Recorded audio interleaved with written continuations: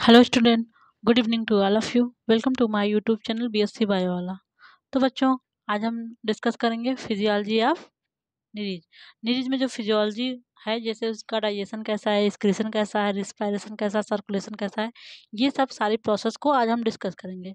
Last lecture में हम लोगों ने मिल के निरीज की एक्सटर्नल मॉर्फोलॉजी के बारे में डिस्कस करा है। ठीक है, तो आइए बच्चों देखते हैं इसका फिजियोलॉजी। फिजियोलॉजी देखिए, इसका डाइजेस्टिव सिस्टम में आप जानते हैं जो एनलिडा के मेंबर है उनमें tube with in tube body plan है। ट्यूब विद इन ट्यूब का मतलब यहाँ पे दो दो पोर होगा। जैसे कोई ट्यूब होगा तो उसमें दो पोर होगा ना, ऐसे यहाँ पे दो पोर होगा। एक एनस होगा, अब सॉरी, एक माउथ होगा, एक होगा एनस। ओके बच्चा, तो यहाँ पे दो पोर हो गया ना, एक माउथ और एक एनस।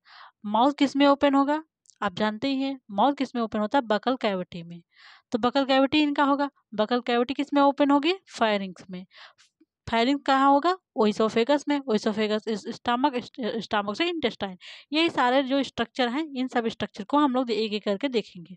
तो देखिए, alimentary canal begins from mouth end into anal aperture called anus. Alimentary canal consists of following structure. Alimentary canal में different type के structure हैं। देखिए, पहला माउथ है। Mouth present on ventral side of peristomium. Peristomial के ventral side में mouth present होता है।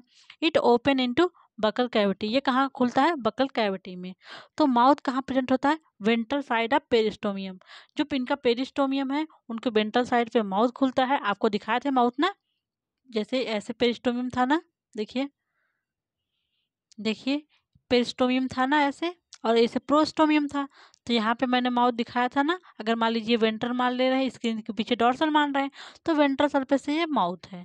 ठीक है, और माउथ कहाँ ओपन होता है? Mouth open into buccal cavity. जैसा कि आप हर ऑर्गेनिज्म अब तक जैसे आप पढ़े थे, माउथ किस में ओपन होता है? Buccal cavity. हम ह्यूमन का केस ही देख लीजिए, माउथ किस में होगा? बकल कैविटी में। जो कैविटी है हमारे लिप्स और उधर टंग के बीच में, वो जो कैविटी दिख रही है आपको, वो है हमारी बकल कैविटी।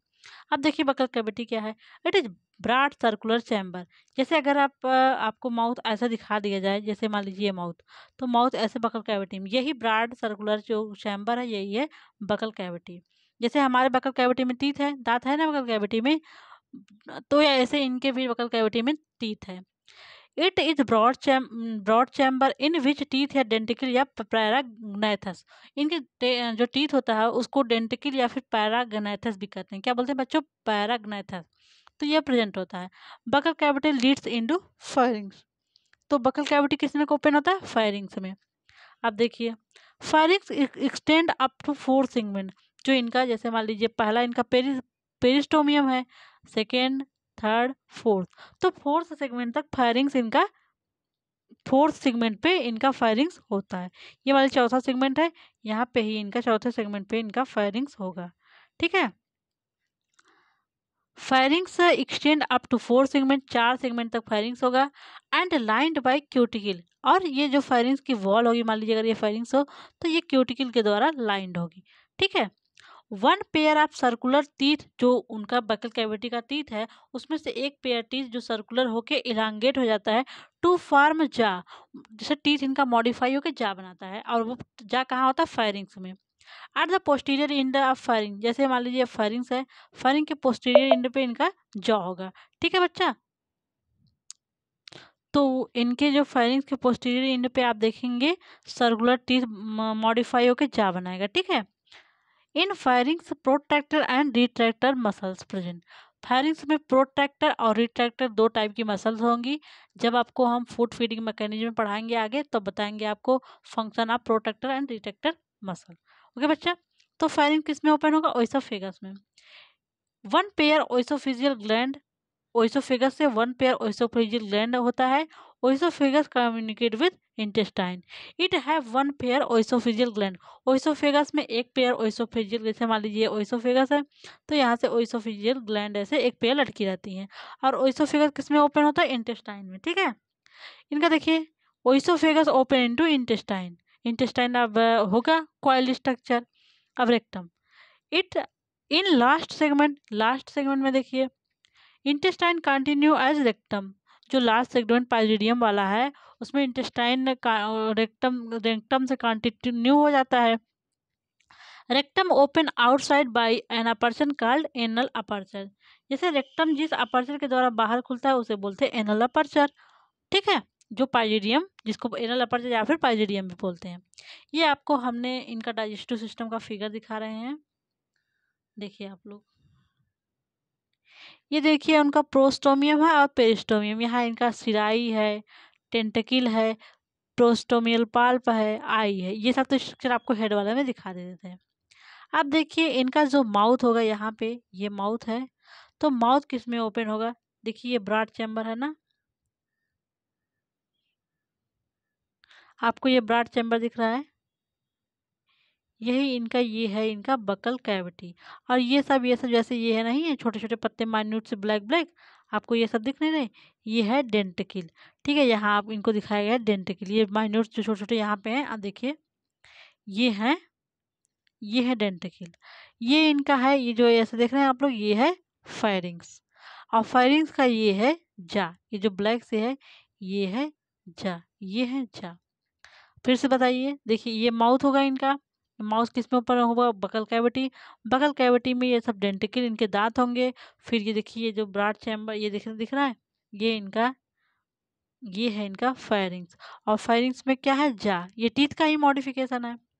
और आपको जो ये सब दिखाया गया है, ये सेगमेंट दिखाया गया है। ठीक है, जो डार्ट डार्ट दिखाया गया, ये सब इनके बॉडी के सेगमेंट है। चौथे सेगमेंट तक देखिए आपको फायरिंग्स दिख रहा है ना, ये फोर्थ सेगमेंट यहाँ तक एक्सटेंड है। अब फायरिंग्स किस में ओपन होगा बच्चा? ओइसोफेगस में। ये देखिए आपको ओइसोफेगस दिख रहा है, ओइसोफेगस से वन पेयर ओइसोफिजियल ग्लैंड निकल रही है। ओके, ओइसोफेगस आगे किस में ओपन होगा? इंटेस्टाइन। देखिए ये सब इंटेस्टाइन है, इंटेस्टाइन आगे जब बॉडी के लास्ट सेगमेंट पे पाइजिडियम में ओपन हो जाएगा। आप देखेंगे इनके पास ऐसे नेफ्रिडिया होगा। ठीक है, एक्सक्रीशन के लिए नेफ्रिडिया होगा। तो देख लिया आप लोग डाइजेस्टिव सिस्टम। अब देखिए इनका फूड फीडिंग मैकेनिज्म, ये कैसे भोजन करते हैं। Nereis is surface feeder. Surface feeder का मतलब ये सरफेस पे रहता है, पानी के सरफेस पे। यहाँ पे जो माइक्रो ऑर्गेनिज्म वगैरह रहते हैं, ये इनको पकड़ के खाता है। ठीक है, इट इज कार्निवोर्स, आपको पता ही होगा ये कार्निवोर्स है। और प्रेडेसियस है, प्रेडेसियस मतलब मार के खाता है, किसी ऑर्गेनिज्म को जीवित पकड़ेगा फिर उनको मार के खाएगा। Feeds on small animal like crustacea और स्मॉल मोलस्क। ये किसको किसको खाता है? जैसे ये मोलस्का के मेंबर होता है क्रस्टेसिया, उनको खाता है, और छोटे छोटे मोलस्कन को। मोलस्का भी ये क्रस्टेसिया मोलस्का का ही एक क्लास है। ठीक है, ड्यूरिंग कैप्चरिंग फूड, जब ये फूड कैप्चर करता है, इंटायर बक्कोफरेंजियल, जो इनका पूरा बकल वाला और फेरेंस वाला रीजन है, इज इवर्टेड आउटसाइड, ये बाहर आ जाता है। ठीक है, इवर्जन जो इनका ये वाला पोर्शन है, देख रहे हैं आप, देखिए ये वाला, देखिए इनका ये पूरा रीजन है, यही ये।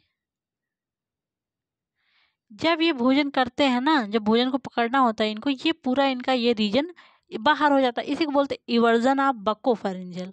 फायरिंग्स का और बकल कैविटी का बाहर आना, इवर्जन ऑफ बक्कोफेरेंजियल रीजन बोलते हैं। फायरिंग्स में ये बक्कल कैविटी में इनका डेंटिकल है, और फायरिंग्स में जा है, तो ये बाहर आ जाता है।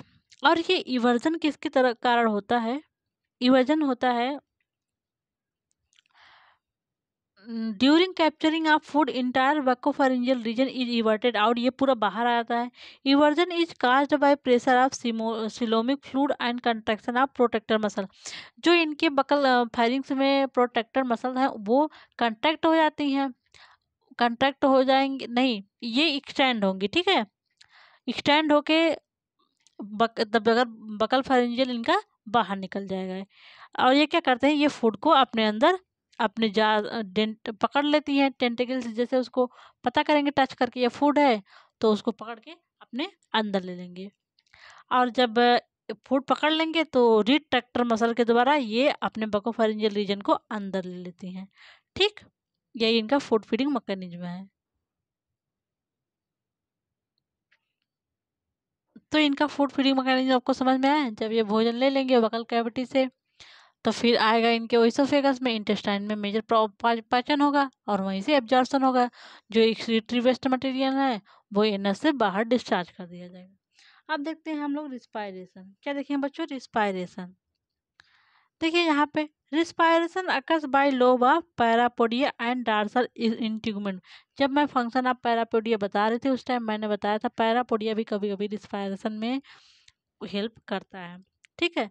When oxygen pressure is in surrounding water is higher higher to oxygen pressure of blood. जब सराउंडिंग वाटर में जैसे मान लीजिए ये ब्लड है इनका, यहाँ पे O2 ज़्यादा है तो क्या होगा? आप जानते हैं डिफ्यूजन प्रोसेस में क्या है, और O2 का यहाँ प्रेशर कम है, PO2 कर दीजिए। अगर कम है तो क्या करता है? ऑक्सीजन ये हाई प्रेशर से लो प्रेशर की तरफ मूवमेंट करेगा, इसी को बोलेंगे डिफ्यूजन। तो डिफ्यूजन के द्वारा यहाँ पे गैसेस एक्सचेंज हो जाएगा। ठीक है। Respiration occurs by lobe of parapodia dorsal and dorsal integument when oxygen pressure in surrounding water is higher to oxygen pressure of blood of integument and parapodium. तब क्या होगा?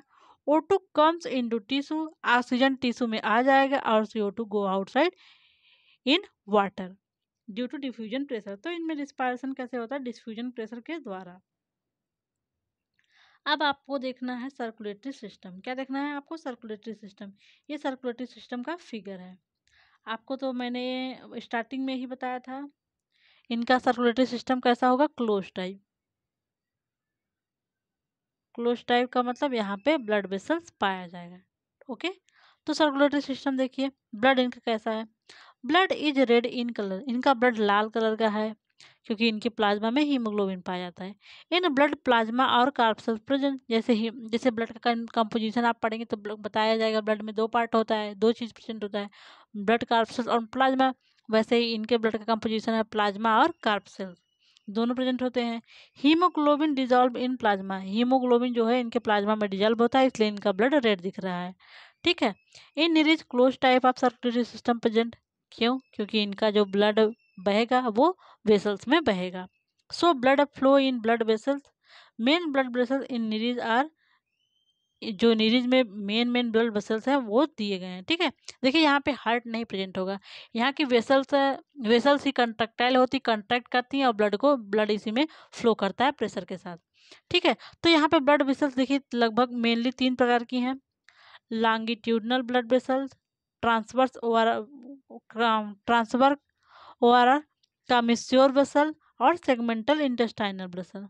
तो लॉन्गिट्यूडनल वेसल हैं, जो वेसल लॉन्गिट्यूडनली बॉडी के longitudinally present है। जैसे मान लीजिए ये निरीज की बॉडी है ना, अब जो वेसल्स बॉडी के लॉन्गिट्यूडनल एक्सल में प्रेजेंट होंगी उसको लॉन्गिट्यूडनल वेसल्स बोला जाएगा। जो वेसल्स ट्रांसवर्स ऐसे प्रेजेंट होंगी उनको ट्रांसवर्स या कैमेस्योर ब्लड वेसल्स कहा जाएंगे। जो वेसल्स इनके सेगमेंटल पार्ट में विभिन्न आर्गन को सप्लाई करेंगी उसको बोलेंगे सेगमेंटल इंटेस्टाइन को सप्लाई करेंगे उसको बोलेंगे, इंटेस्टाइन ऐसे बीच से जाएगा, जो इंटेस्टाइन को ब्लड सप्लाई करेंगे उनको बोलेंगे सेगमेंटल इंटेस्टाइनल वेसल। अब देखते हैं हम लोग जो लॉन्गिट्यूडिनल वेसल्स है वो भी 3 टाइप की लॉन्गिट्यूडिनल वेसल है। एक डार्सल ब्लड वेसल जो इनकी बॉडी के डार्सल साइड से जाएगा, जैसे मान लीजिए ह्यूमन में अगर डार्सल ब्लड वेसल होता तो पीठ के साइड से जाता, और इनका एक वेंट्रल ब्लड वेसल होगा और एक होगा न्यूरल ब्लड वेसल। अब देखिए डार्सल ब्लड वेसल कैसा है। इनका जो डार्सल ब्लड वेसल्स है ये कलेक्टिंग टाइप है, ये ब्लड को कलेक्ट करता है डिफरेंट पार्ट से। ठीक है। Carrying blood from posterior to anterior. जैसे ये मान लीजिए इनकी बॉडी है, जो डार्सल पे ब्लड वेसल्स होगा, ठीक है, ये मान लीजिए इनका डार्सल वाला सरफेस पीठ वाला पोर्शन है, ठीक है, तो ये ब्लड को कलेक्ट करेगा और यहाँ ब्लड कैसे फ्लो करेगा? ऐसे ब्लड इनमें ऐसे फ्लो करेगा, इस तरह से पीछे से आगे की तरफ। ओके। और बॉडी के डिफरेंट पार्ट से ये ब्लड कलेक्ट करता चला जाएगा, आगे ब्लड को आगे ले जाएगा। ठीक है।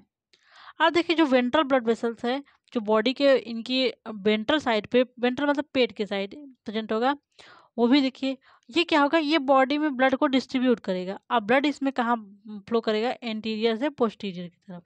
ठीक है। ये ब्लड क्या करेगा? डिस्ट्रीब्यूट करेगा, सबको देते हुए जाएगा। ठीक है। न्यूरल ब्लड वेसल क्या है? न्यूरल ब्लड वेसल ये वेंट्रल नर्व कार्ड को ब्लड सप्लाई करता है। अब देखते हैं हम लोग ये जो ट्रांसवर्स या फिर कमेस्योर ब्लड वेसल्स है इनका क्या काम है। Dorsal blood vessel is connected to ventral in each segment by 2 pair of dorsal transverse vessel. जैसे मान लीजिए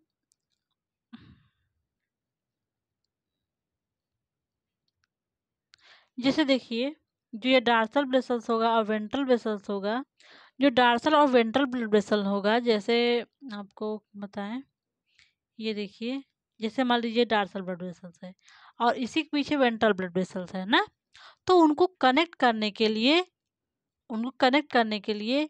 प्रत्येक से 2 पेयर वेसल्स जाएंगी, ठीक है, 2 पेयर वेसल्स जाएंगी, इसी को बोलेंगे ट्रांसवर्स कामेश्योर वेसल्स।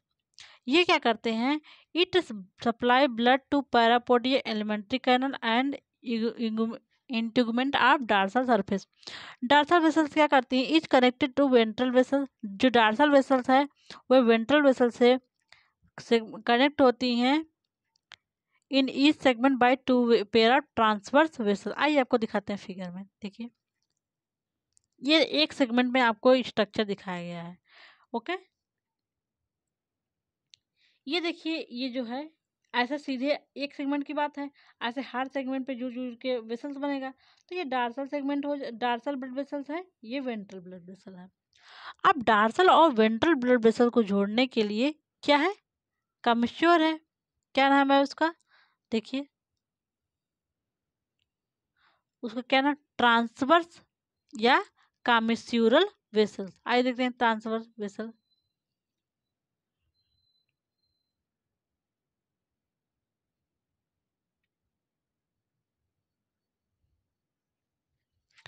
देखिए आपको पहले देखिए, आप पहले देखिए लॉन्गिट्यूडिनल वेसल, देखिए जो देखिए लॉन्गिट्यूडिनल में डार्सल ब्लड वेसल, सॉरी ये नहीं, पूरा नहीं, पूरा नहीं, ये डार्सल है, ये वेंट्रल है, ये वेंट्रल है ना, ये वेंट्रल है, और जो यहाँ पे छोटा सा है ये वेंट्रल नर्व कार्ड है, और ये इनको ब्लड सप्लाई करने वाला वेंट्रल वेसल्स है, ठीक है। यहाँ पे जो ट्रांसवर्स वेसल्स है ना, ट्रांसवर्स वेसल, वो डार्सल वेसल्स को इनसे जोड़ने के लिए यही है, यही है ट्रांसवर्स वेसल, ठीक है। ये 2 पेयर दिख रहे हैं ना, 1 2 3 4, 4 है, 2 पेयर है ना, यही ट्रांसवर्स वेसल्स है। तो डार्सल को वेंट्रल से जोड़ रहा है कि नहीं, जोड़ रहा है ना, ये डार्सल है, ये वेंट्रल है, डार्सल से वेंट्रल के जोड़ने के लिए दिख रहे हैं, ये ट्रांसवर्स वेसल्स है, और ये पैरापोडिया में ब्लड सप्लाई कर रहे हैं, ठीक है। जब वेंट्रल ब्लड वेसल से बॉडी से ब्लड कनेक्ट किया जाता है, ठीक है, तो एंटीरियर साइड पे जाके वो फिर तब जब वो जाके एंटीरियर साइड में जाएंगे, और फिर एंटीरियर से वो वेंट्रल ब्लड वेसल कंटिन्यू हो जाएगी। तो dorsal blood vessel ventral blood vessel एक दूसरे से कनेक्ट होने के लिए, क्योंकि एक डिस्ट्रीब्यूटिंग है एक कलेक्टिंग है, डार्सल से जा रहा है वेंट्रल से कलेक्ट हो जा रहा है, जैसे डार्सल सप्लाई करेगा, ये सॉरी डार्सल सप्लाई नहीं करेगा, डार्सल कलेक्ट करेगा, ठीक है। जैसे मान लीजिए ये वेंट्रल ब्लड वेसल यहाँ पे सब सप्लाई कर रहा है, ऐसे सप्लाई कर रहा है, ये सब ब्लड सप्लाई कर रहा है, और फिर ये क्या करेगा, डीऑक्सीजनेटेड ब्लड ग्रीन से दिखा रहे हैं, और ये जो डार्सल ब्लड वेसल्स हैं ये ब्लड को यहाँ से सब जगह से यहाँ से कलेक्ट करेगा, ठीक है। आप समझ गए ना।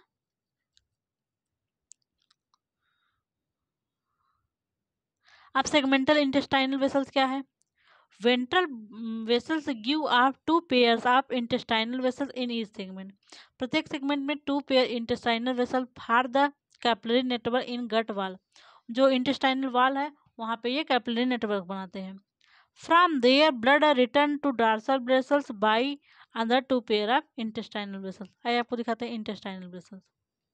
ये देखिए इंटेस्टाइनल वेसल्स है, ये देखिए, ये ये आपको दिख रहा है ना, ये देखिए वेंट्रो इंटेस्टाइनल वेसल्स है ना, ये जो दोनों वेंट्रो इंटेस्टाइनल वेसल्स है, और ये देख रहे हैं डार्सो इंटेस्टाइनल वेसल्स है, और ये देखिए इनका गट है, गट के चारों तरफ ये कैपिलरी बना ली है, ठीक, समझ में आ गया।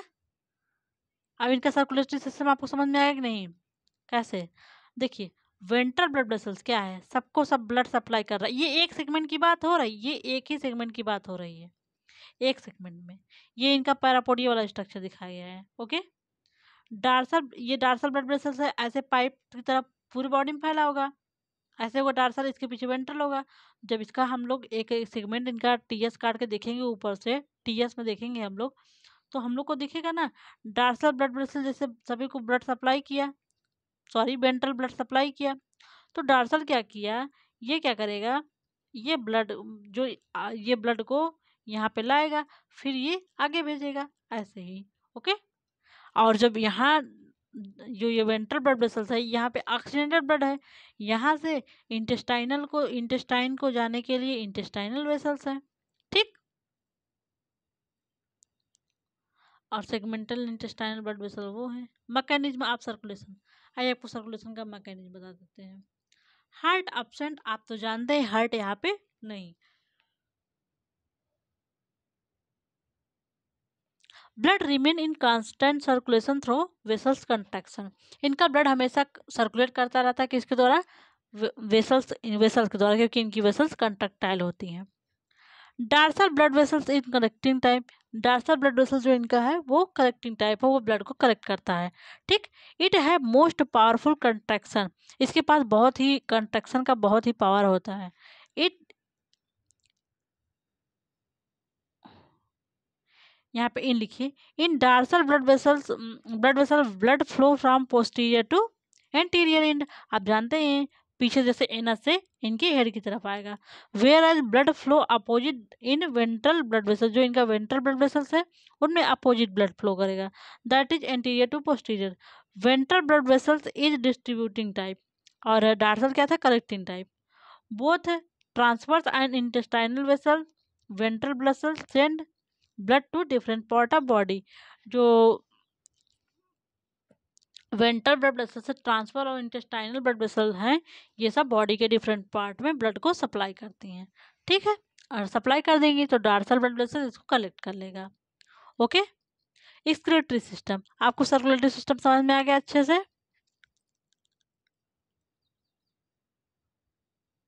आइए देखते हैं इनका एक्सक्रीटरी सिस्टम।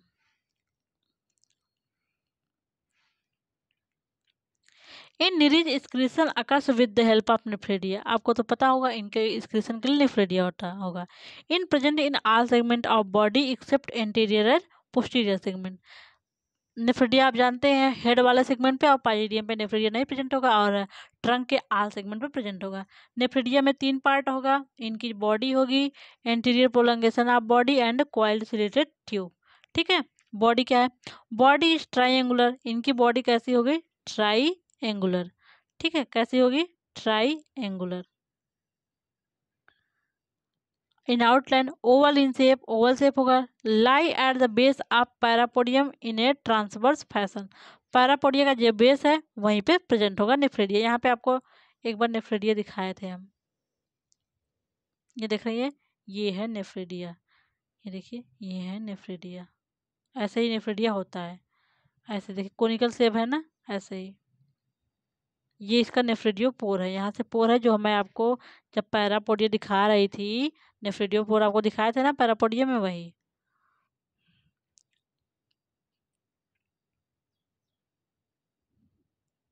तो देखिए, तो जो इनका नेफ्रिडिया उनमें 3 पार्ट होगा। जो नेफ्रिडिया की पूरी बॉडी उसको बॉडी बोलेंगे, एंटीरियर प्रोलॉन्गेशन ऑफ बॉडी और कॉइल्ड सिलेटेड ट्यूब। ठीक है। अब बॉडी में देखिए, body is triangular in outline, oval in shape, lie at the base of parapodium in transverse fashion, दिखा दिए आपको। Anterior prolongation, body continue into anterior prolongation, it run forward and inward to become attach to mesentery. ये क्या करता है, ये mesentery से इसको अटैच करवाता है।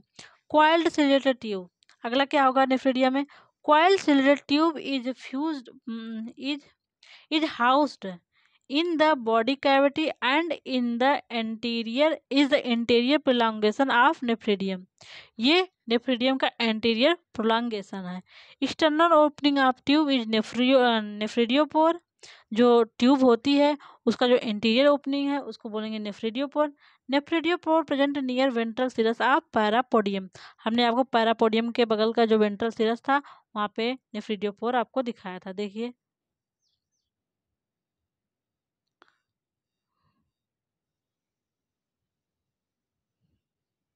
देखिए वेंट्रल सिरस के पास, ये देखिए यहाँ पे है ना, है कि नहीं? ये वेंट्रल सिरस है, यहाँ पे नेफ्रिडियोपोर है, ठीक है।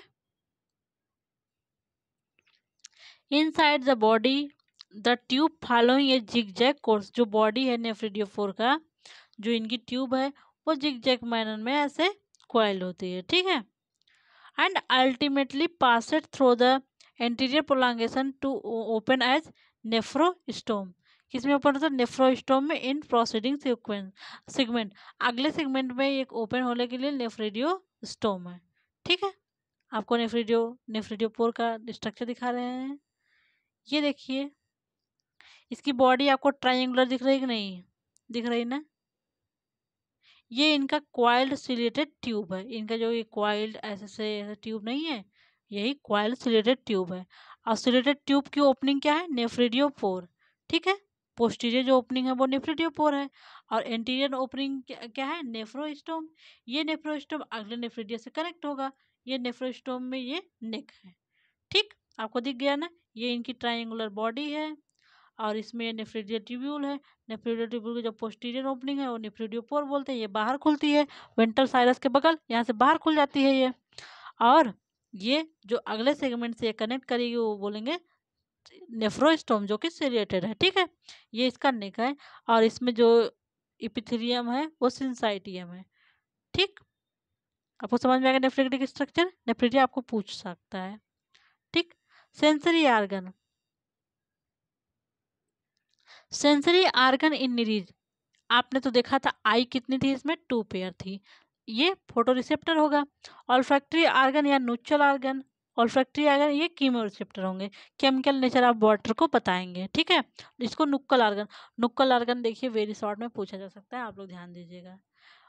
पेयर्ड आर्गन, ये पेयर्ड है, वन पेयर है, present on the posterior and dorsal side of prostomial, जो प्रोस्टोमियम है उसके पोस्टीरियर डार्सल साइड की तरफ होता है। And remain in close contact brain, brain के क्लोज कंटेक्ट होता है। ईच नुक्चल आर्गन है 2 पीट, यहाँ पे 2 पीट होंगे, ठीक। टेक्टाइल आर्गन, और टच के लिए इनके पास क्या है? टेंटिकल है, पाल्प है और सिराई। आप लोग जानते हैं प्रोस्टोमियल टेंटिकल था, पेरिस्टोमियल टेंटिकल था। पेरिस्टोमियल पाल था और प्रोस्टोमियल सिराई, ये पाल्प था और सिराई था, ठीक बच्चों। तो that's all about physiology of निरीज। Next lecture में हम लोग डिस्कस करेंगे निरीज का reproductive system and life cycle, ठीक बच्चा। मिलते हैं नेक्स्ट लेक्चर में। अगर आप चैनल पर नए हो प्लीज़ चैनल को सब्सक्राइब कर दें, और जो नए बच्चे जुड़ रहे हैं वो स्टार्टिंग से क्लास को कंटिन्यू करें। Okay, thank you so much, मिलते हैं नेक्स्ट।